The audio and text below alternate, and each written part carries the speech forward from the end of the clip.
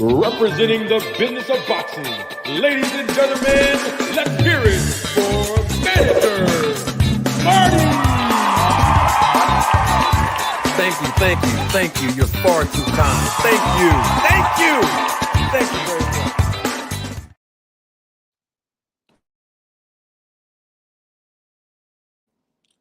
Ladies and gentlemen, members of the jury, members of the Roll the Tape film crew, welcome to another episode of Roll the Tape podcast with Manager Marty. I'm your host, Manager Marty.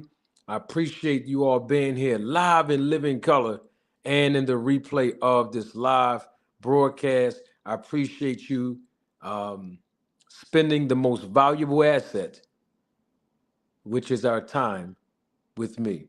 Come on in. Yes. Before you grab a seat, grab a plate. I have some food for thought that I want to serve you. Welcome. We have to start the show off right. Double salute to everyone who are members of the channel and supervisors of the Roll the Tape film crew here in the live chat. Shout out to All Things. Shout out to Miss Barbara D. We are here. Come on in. Now, you know what we have to do. We have to start the show off right. The air fryer needs to warm up to 500 degrees today, but we have to start it off right with our Town Watch check-in. Our Town Watch check-in is very simple. This is only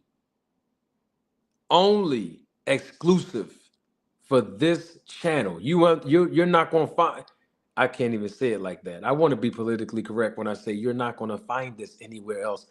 But I wouldn't be as entertaining. You ain't going to find this nowhere else. That's why I'm glad y'all here this morning. Town Watch check-in is very simple. This is how we're going to start our live broadcast off again. Now, a year ago was when I implemented this, and I'm bringing it back out.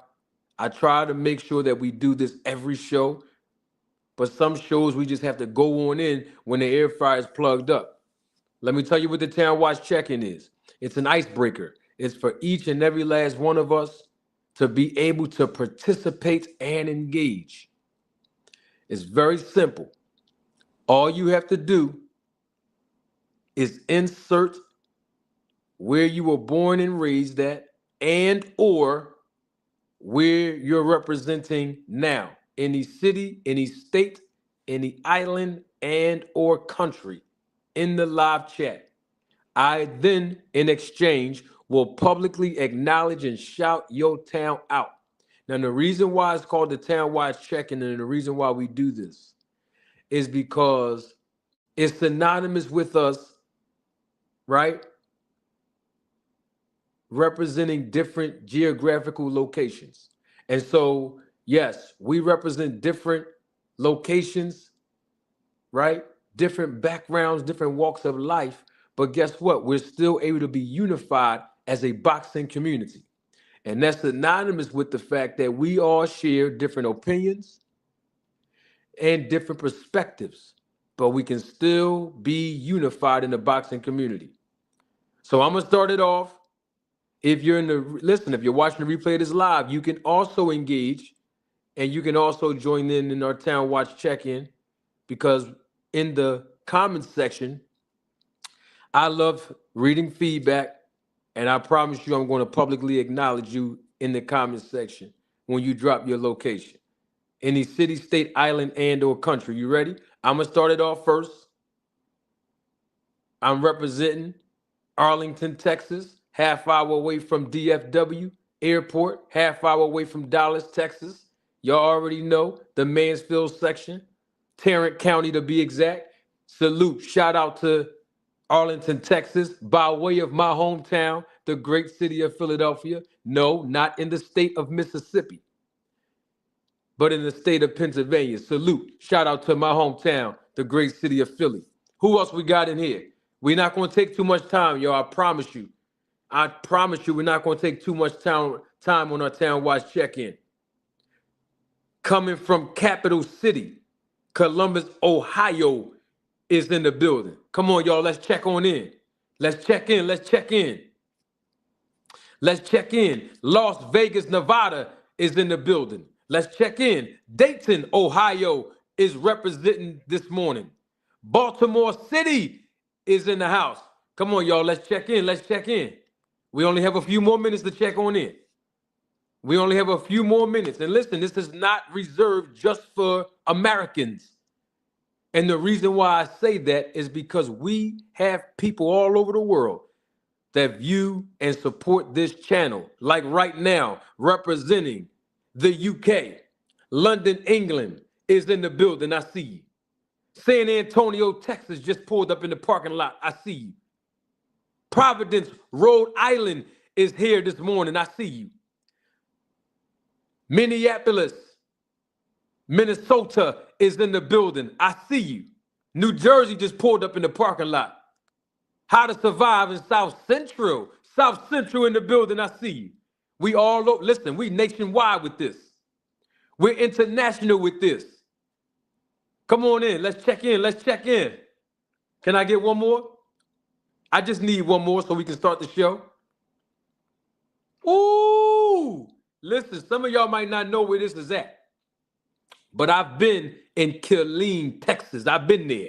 Killeen, Texas is in the building. I see you. Double salute to my guy from Killeen, Jay Mills, always plugging the air fryer up, getting us started this morning. I appreciate you so much, Jay Mills. Jay Mills in the super chat says, Killeen, Texas is in the building. Salute, Mr. Manager Marty. Double salute to you again, Jay Mills, for your contribution and your support to the channel. Woo! Listen, the air fryer is warming up, baby. Listen, I already know what time it is when I see him in the chat. Yeah, I'm talking about a day one supporter. My brother, my main man, Pots and Pans. Lucky McKinnell's is in the building. Lucky McKinnell's is here. And you know when he show up, you know we show off a little bit. When Lucky show up, we show off. What's up, big dog? Thank you for your contribution and your support. In the super chat, my man Lucky says, after last night's game, it is good to say I am not representing New York. I am representing Baltimore. 410, 410 in the building. And you know what, Lucky? Man, I thought New York was going to win. But the Pacers took the Knicks out, came back and everything. And a lot of people lost some money or lost out on the opportunity to make money. Man, oh man, but it happens. It happens. Can I get one more? Can I get one more? Just one more. One more check-in. Just one more? We're going to start the show off right this time. Double salute to my guy, Mr. Altruistic, member of the channel, supervisor of the Roll the Tape film crew. One more. Oh, I see it. That dude named Dave here.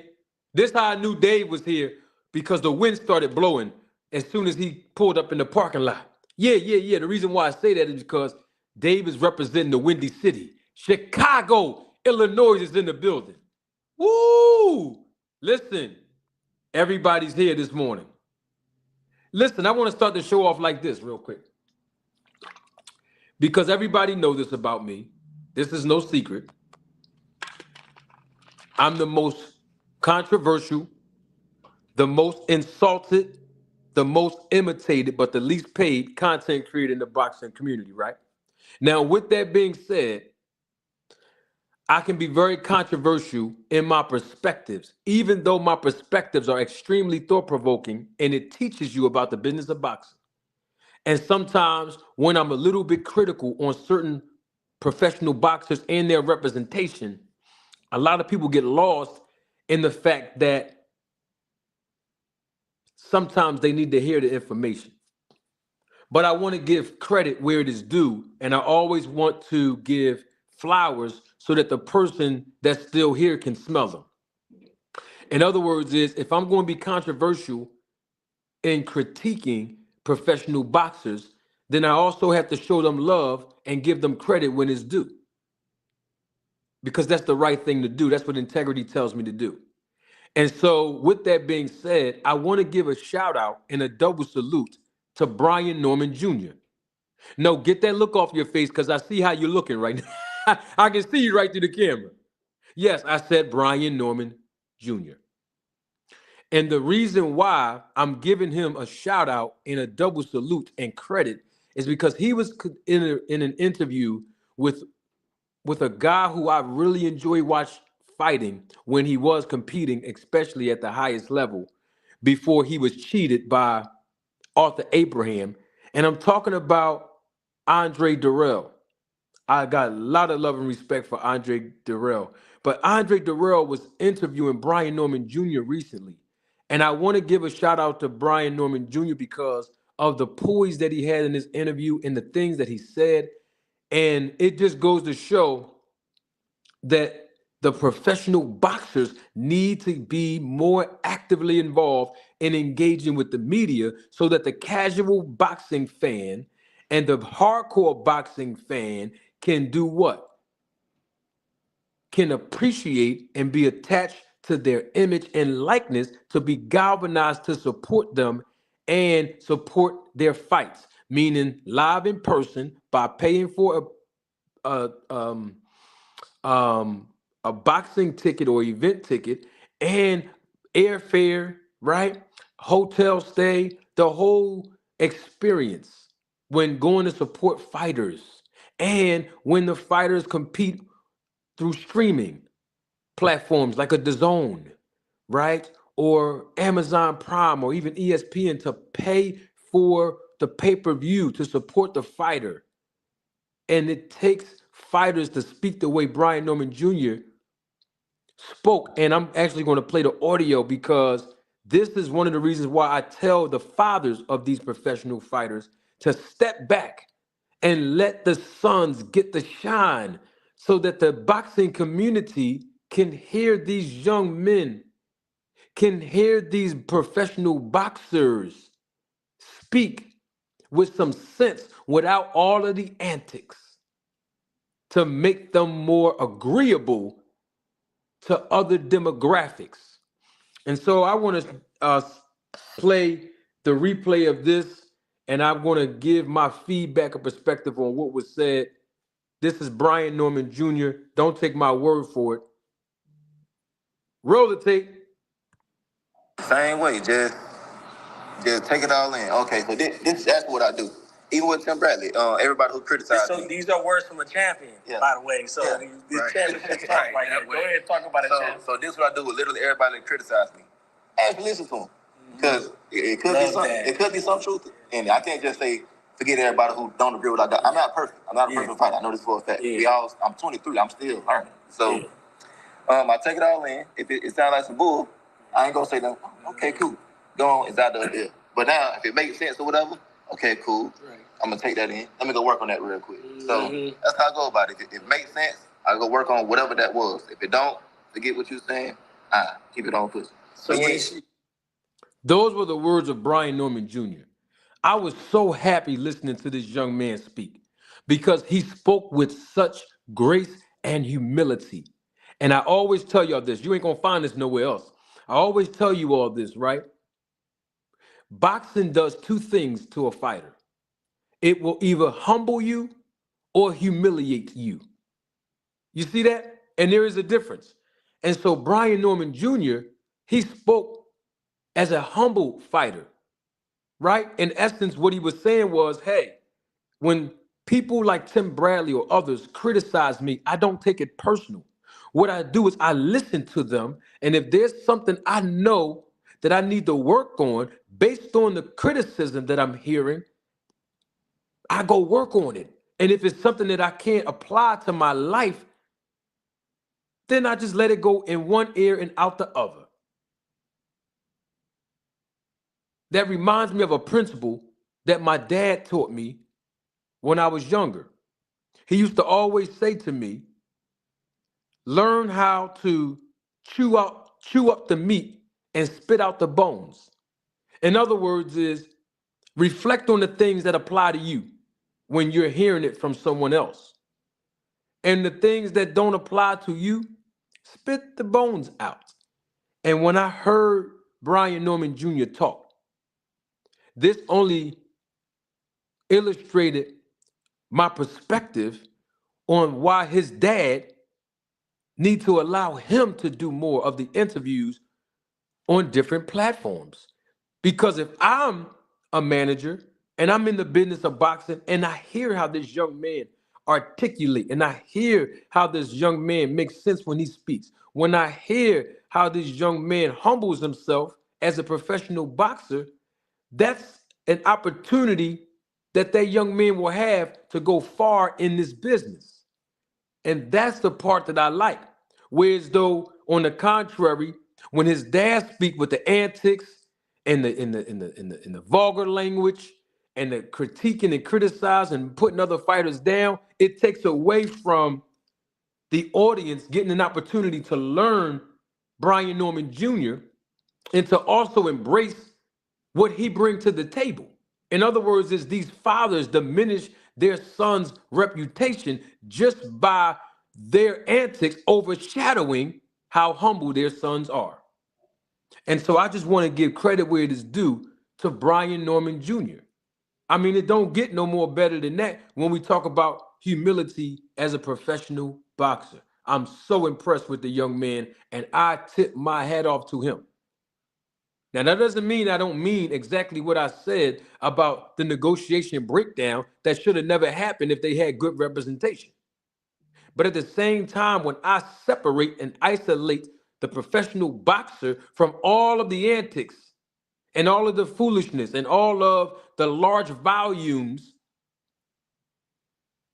of unnecessary tactics, then I can address the fighter, him or herself.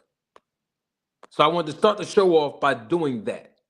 Double salute to Jab Queen Boxing. Thank you for your support and contribution to the channel. In the super chat, she's a member of the channel, supervisor of the Roll the Tape film crew. Jab Queen Boxing says, just showing love, turn the air fryer up.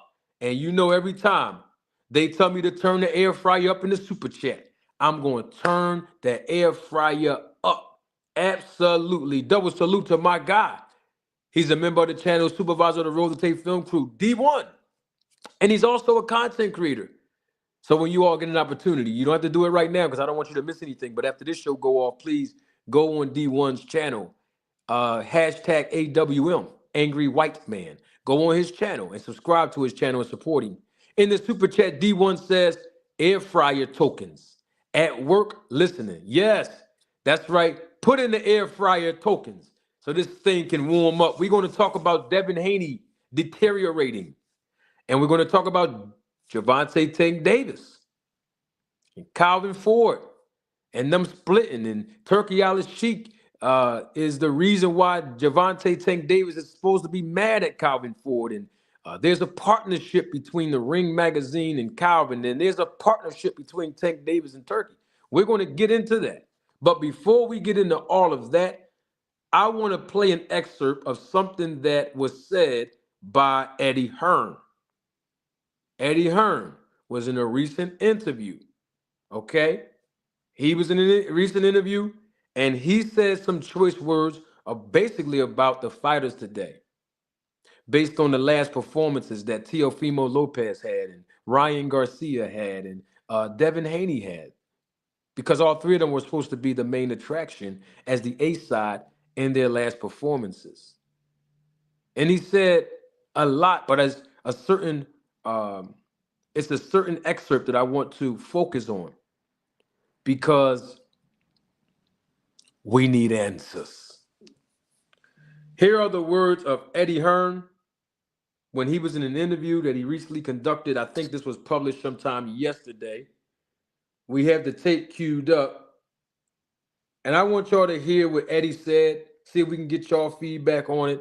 You know what? I'm doing way too much talking. Don't take my word for it.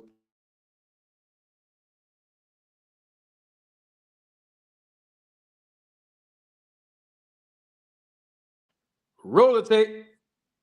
Into the glory of the win and the glory of the achievement. Or that's, for me, that's the story. It is. It is. Do you know what I mean? Yes. And that's why I actually like the belts, and I like the unifications, and I like all that kind of stuff. Yeah. You know, because I know that that's what fighters dream of when they start. All these kids we sign who are debutants, I'll do anything to be world champion. Anything. Yeah. You know, you never.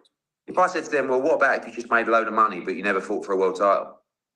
They'd go, no, I have to fight. You know, and then, you know, but he's probably also think sometimes the game, they tarnishes them a little bit, but kind of takes their love away. Yeah. Do you know what I mean? Yeah. I think Ryan probably in that spot where he's like, I've had so much shit. I don't even like boxing anymore, but obviously it's great money. So what's next? Yeah. No, I feel like Devin's there now, right? And Devin was never there. Devin was all about belts, all about achievements. And then I think the Ryan fight really disheartened him, the whole experience. And I think now he just thinks, I couldn't care less about the belts. Like, just let me make my money and then I'm done. That's what I think. And then that's what makes you deteriorate as a fighter. Mm-hmm. Those are the words of Eddie Hearn. Eddie Hearn talked about Ryan Garcia, as you just heard him, obviously not having the hunger and motivation. Basically saying, hey, just cut me the check. I'm not concerned about the belts. I'm not concerned about winning world titles. I'm not concerned with securing my legacy. At this point in the game, I've accomplished enough. I just want the check. I'd have no motivation for going to greater heights or greater levels in my career. Just give me the money. And that's it. He also said that Devin Haney is there mentally as well. Where initially he said that Devin Haney was chasing after the belts. He was interested in being a world champion in multiple weight classes at some point, obviously. But he said after the Ryan Garcia fight, it seemed like Devin Haney is deteriorating. I mean, that's what Eddie Hearn just said. And so when I hear those words from Eddie, what that sounds like to me is something that I've been telling you all for the last 2 years that I've been on YouTube as a content creator / YouTuber. Fighters get beat up and fighters get beat down. Y'all remember that? If you heard those words anywhere else, you know they got it from me. But the point that I'm making is this. When a professional boxer get beat up physically,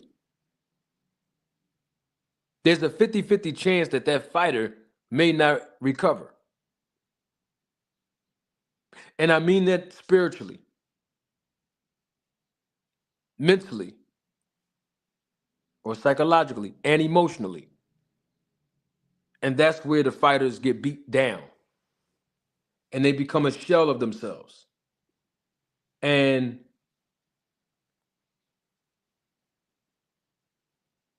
that's the sad part about it, because it is a reality. And I'm going to tell you like this. If what Eddie Hearn is saying about Devin Haney is true, because he didn't say that about Ryan Garcia. He said it specifically about Devin Haney. And he also said fighters in general, this is how you deteriorate. But if that is true, that Devin Haney got beat down after the Ryan Garcia fight, that saddens me. That really does. Seriously.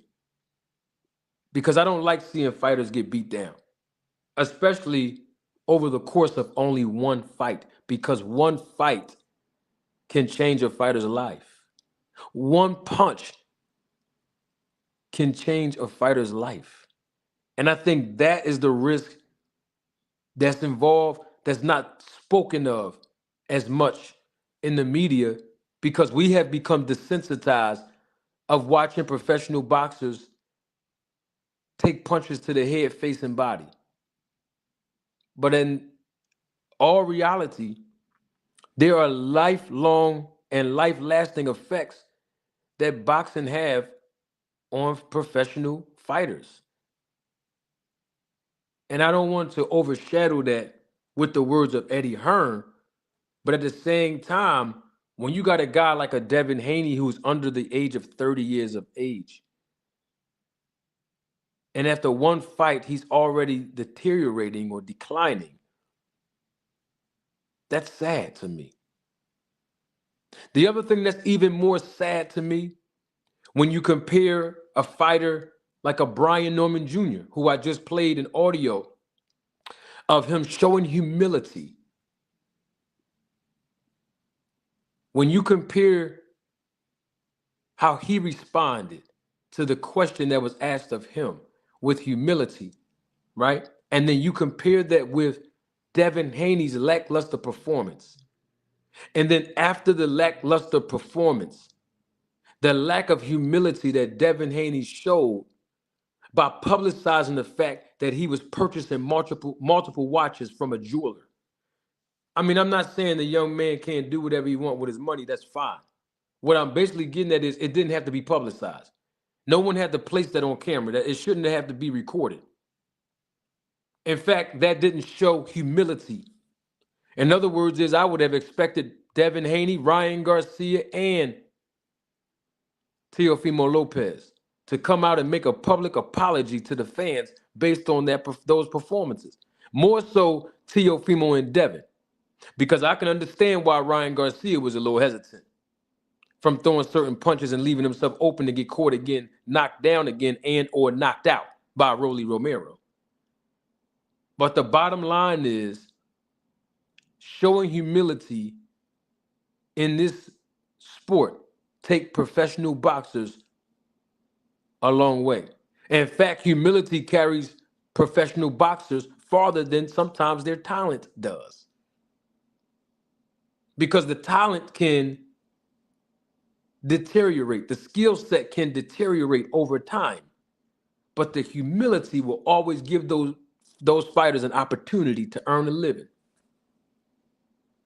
And so that's why I always speak to these fathers that overshadow their sons and try to live vicariously through the son's career and the son's notoriety and the publicity that the son is rightfully earning as a professional boxer. Because when it's all said and done, when it's all over, the professional boxer will have to suffer all of the consequences, spiritually, physically, emotionally, psychologically, and financially. While everybody else who benefited from the fighter, while the fighter was competing, man, they on with their lives. And so the thing about Devin Haney is that he really, at this point of his career, he needs to really sit back as a young man, full-grown man at this point, but he needs to sit back and really reflect on what he wants to do with his career. Seriously. Because if he's deteriorating, that means he got beat down in that fight with Ryan Garcia, and he is and will never be the same.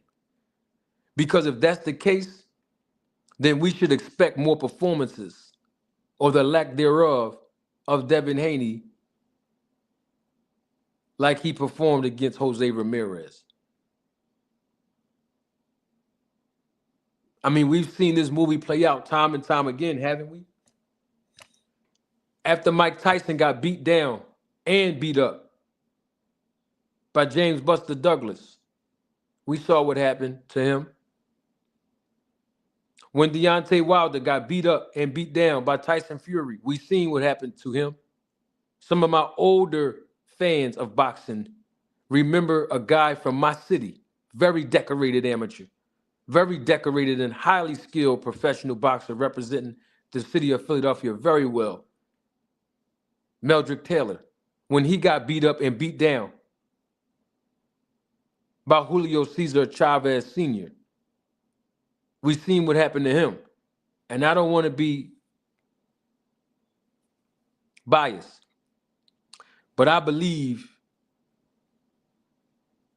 personally speaking, I believe that there was, I'm going to just say this. I'm just going to say this. Highly suspicious. I was highly, and still am, highly suspicious of Julio Cesar Chavez Sr. Highly suspicious. But the bottom line is, look at the consequences. And speaking of Deontay Wilder, he is scheduled to fight in June, next month. And so my heart goes out to any fighter that's deteriorating according to the standard that was used by Eddie Hearn.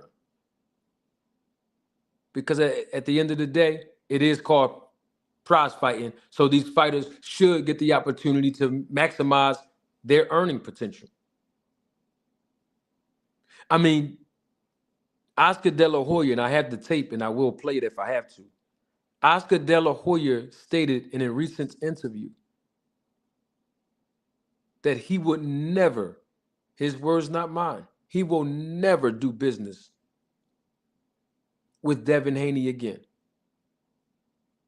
He will never put Devin Haney on any of his boxing cards ever again. Not just because of the lackluster performance against Jose Ramirez, who obviously Golden Boy Promotions promote, but also because of the antics from his dad. And that's the part of the consequences that I be speaking of, that I would hate to see professional fighters endure. So now, let's talk about Tank Davis. Let's talk about Turki, Al-Sheikh, and let's talk about Calvin Ford. I have a question because I keep hearing, multiple people, multiple reports I'm reading, and of course, things that I'm hearing in the YouTube boxing community, only in the media. Not behind the scenes, only in the media. Turki Al-Sheikh is going to sponsor Tank Davis. Turki Al-Sheikh and Tank Davis will enter a partnership together. Turki Al-Sheikh donated equipment to Upton Gym. And that's the reason why Calvin Ford conducted a presentation during a production from Ring Magazine where he was being recorded at the Upton Gym. Turki Al-Sheikh donated equipment to young children in the boxing program at Upton Gym. Not just the gym itself, but even the children that's involved at the center.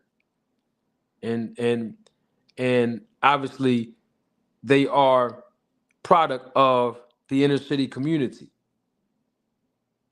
It's a poverty-stricken community there where the gym is. And all I'm saying is, where the paperwork? You ain't gonna find this nowhere else. Where's the paperwork?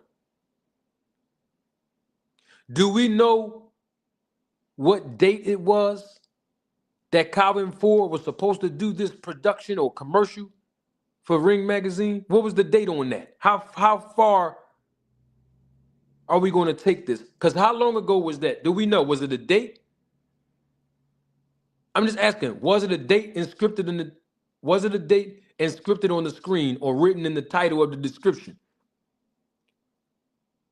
Of when, I'm talking about of when the cameras actually recorded Coach Calvin Ford at Upton Gym. We're hearing that Tank Davis is angry at Calvin Ford because Calvin Ford did a backdoor deal with Turki without the consent or knowledge of Tank Davis. I have a question on that. Where's the paperwork? Now, when I say where's the paperwork, most of the time I actually do mean what's written down in black and white. But in this instance, I'm talking about the evidence, the truth, the proof. Because once again, it's just hearsay. Did Tank Davis say that he was angry at Calvin Ford because of this? I mean, maybe he did. I don't know. I didn't see it. So that's what I'm asking you all. Where is the paperwork? I mean, did Turki Al-Sheikh donate any equipment to Upton Gym? Where's the paperwork? If he did. I'm just asking. People just running around repeating what they heard from people that's not even involved. Now, if Tank Davis say it, now if Calvin Ford say it, now if Turki come out and say it, I would believe it. But did Calvin Ford mention it in an interview? Maybe if he did, maybe he did. I don't, and I'm behind. I'm just asking a question. Tank Davis usually tweets and go on Instagram and his social media handles.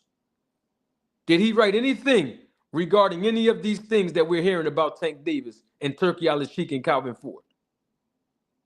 Well, Turki Al-Sheikh, he owns the Ring magazine now, right? I mean, did he send his editors and journalists out to write in one of those articles for the Ring magazine what we've been hearing? I'm just asking. Maybe he did. I don't know. What I'm getting at is where the paperwork. Show the proof is where I'm getting at. Show the evidence that all this stuff is happening. Because if you don't have proof, you don't have anything. I mean, think about it like this. If a law enforcement officer is charging a person with a crime and they're publicizing the charges of these crimes against this particular person, they still will have to prove in the court of law their case beyond a reasonable doubt. So how come in the court of public opinion the rules are different? No, here on this platform, the rules are the same. If you're making a statement and you're making a charge about Turki Al-Sheikh donating equipment to Upton Gym, I'm going to need you to prove that in the court of public opinion. Show the paperwork. We cannot keep going by hearsay, ladies and gentlemen, members of the jury, members of the Roll the Tape film crew. Now, if Tank Davis came out or Coach Calvin Ford came out and confirmed those things, that's something different.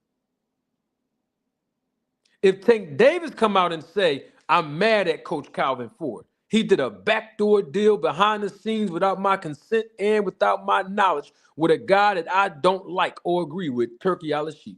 Where's the paperwork? Because if Tank Davis didn't say that, we have to keep it real and be honest. People are just speculating. They're just speculating. If Turki Al-Sheikh, and we've heard him speak in multiple interviews at this point, if he didn't come out and confirm that there is a sponsorship or a partnership with Tank Davis, then how can we just naturally assume that? Show the paperwork. So when I say we need answers, that's what I'm talking about. The media in boxing has to improve in that area. I'm holding everyone accountable. Now, if they accept the challenge, fine. If they don't, fine. But I'm holding everyone accountable that have influence in the media. Show the paperwork when you speak on things in boxing. Because people take words so literal, they don't fact check, they don't conduct research, they just go by hearsay, and then there's a narrative that reverberates all across the boxing community. And then when I come out, Manager Marty, and I dispel these myths, and then I bring truth and evidence, which is, by the way, irrefutable, I'm the bad guy. And I'm the hater, which don't bother me none. I'm just saying show the paperwork, y'all. Show the proof that Tank Davis is angry with Calvin Ford, that he's firing Calvin Ford again, that he's demoting Calvin Ford again, that he's in Florida training because he don't want to be around Coach Calvin Ford. All because Coach Calvin Ford did a backdoor deal with Turki Al-Sheikh. Show the paperwork. If Turki Al-Sheikh donated any type of boxing gym equipment to Upton Gym, show the paperwork. If Coach Calvin Ford did do a backdoor deal behind Tank Davis's back without his consent and knowledge, show the paperwork. And if you can't show the paperwork or prove with evidence beyond a reasonable doubt, then you are not a credible source. We cannot go by hearsay. Ladies and gentlemen, members of the jury, members of the Roll the Tape film crew. Y'all know my slogan. Hearsay is heresy. Show the paperwork. If Turki Al-Sheikh and Ring Magazine recorded Coach Calvin Ford to spotlight his program at the Upton Gym in Baltimore, Maryland, fine, but show the paperwork. And show the date when that was recorded. Because people are saying that Tank Davis is retaliating against Calvin Ford's commercial that he filmed with Ring Magazine. Show the paperwork. We need answers.